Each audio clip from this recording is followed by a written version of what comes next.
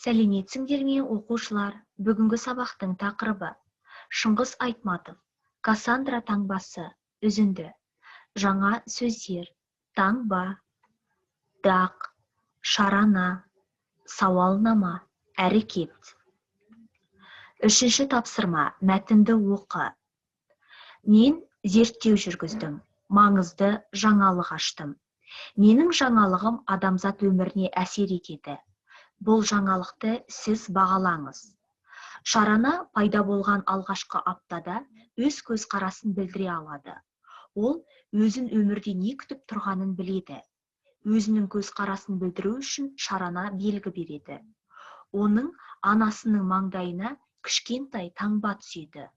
Ол белгіні мен Кассандра таңбасы деп атадым. Мен шараналарға ғарыштық сауалнама жүргіземін.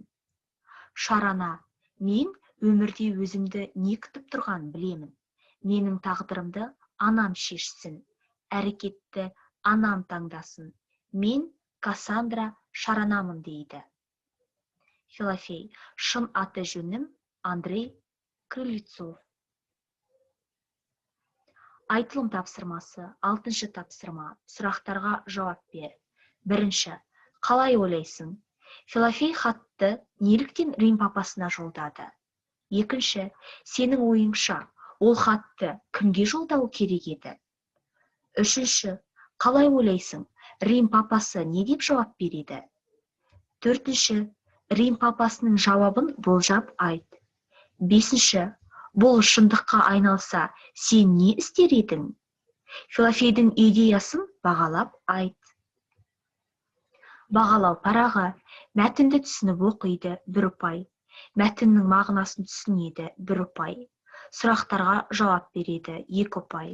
Сауатты сөйлейді, 1 ұпай. Жазылым тапсырмасы. 7-ші тапсырма. Филофейге хат жаз. Оның Кассандра таңбасы туралы идеясын жинақтайтыныңды, не жақтайтыныңды, не жақтамайтыныңды айт. Ойыңды дәйекте.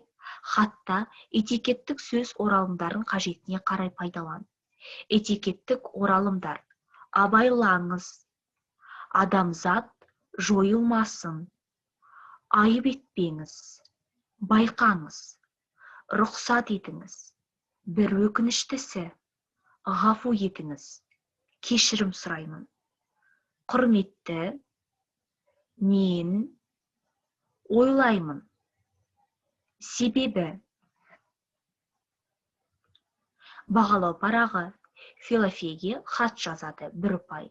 Хатта Кассандра таңбасы туралы идеяны қолдамайтынын айтады, 1 ұпай. Өзінің пікірін дәлелдейді, 2 ұпай. Хатта этикетті оралымдарды пайдаланады, 1 ұпай. Осымен сабақ аяқталды. Сау болыңдар, оқушылар.